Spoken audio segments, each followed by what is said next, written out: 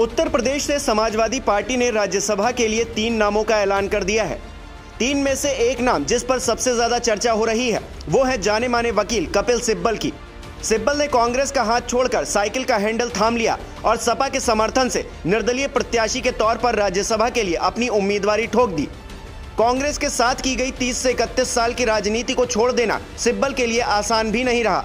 मैं समझता हूं कि एक बहुत बड़ा मौका मुझे मिला है और ये अखिलेश जी, शिवपाल जी, आजम खान साहब ने मुझे दिया है और मैं एक इंडिपेंडेंट आवाज़ सदन में उठाना चाहता हूं। देखिए, ऐसा है कि जब तक मैं कांग्रेस में था तो मैं इधर उधर की टिप्पणी कर सकता था।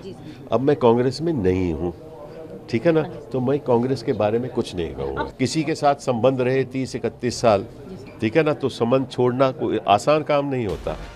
कांग्रेस में रहते हुए कपिल सिब्बल बागी ग्रुप 23 का हिस्सा थे, जो कि पार्टी की नीतियों पर सवाल उठाता था। अब जब पार्टी का साथ छूटा तो G23 से भी नाता नहीं रहा।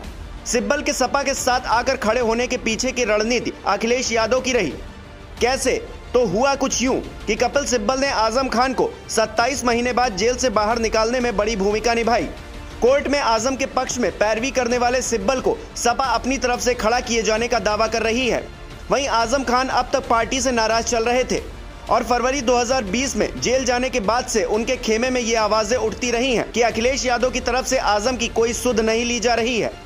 विधानसभा सदस्यता का शपथ ग्रहण करने लखनऊ आए आजम ने अखिलेश से मुलाकात तक नहीं की, लेकिन जब कपिल सिब्बल को राज्यसभा भेजे जाने पर आजम से सवाल किया गया तो उन्होंने कहा कि अगर ऐसा होता है तो मुझे सबसे ज्यादा खुशी होगी।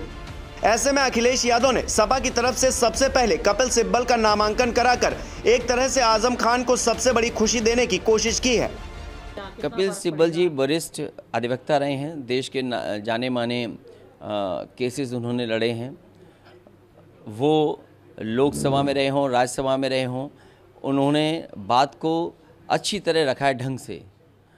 पॉलिटिकल कैरियर भी है उनके पास। एज ए लॉयर बहुत सक्सेसफुल लॉयर हैं। तो हमें उम्मीद है कि देश में जो बड़े बड़े सवाल हैं आज देश किस रास्ते पर है। आज बेरोजगारी सबसे ज़्यादा है, महंगाई रुक नहीं रही है, कानून व्यवस्था ध्वस्त होती चली जा रही है, हमारी सीमाएं सुरक्षित नहीं हैं, चीन लगातार हमारी सीमाओं के अंदर आ रहा है। तो इन तमाम बड़े बड़े सवालों पर मुझे लगता है कपिल सिब्बल जी समाजवादी पार्टी और अपने विचारों को रख पाए। अखिलेश के इस सियासी खेल से पहले पिछले दिनों आजम खान और शिवपाल यादव की नजदीकियां देखने को मिली थी। सीतापुर जेल से बाहर आने के दौरान शिवपाल बाकायदा आजम से मिलने पहुंचे थे।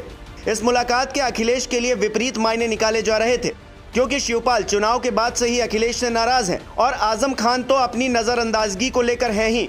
ऐसे में दोनों नाराज नेता आपस में मिलकर कोई सियासी खिचड़ी ना पका ले, उससे पहले अखिलेश ने आजम खान को खुश करके अपने पाले में लाने की कोशिश कपिल सिब्बल के जरिए कर ली।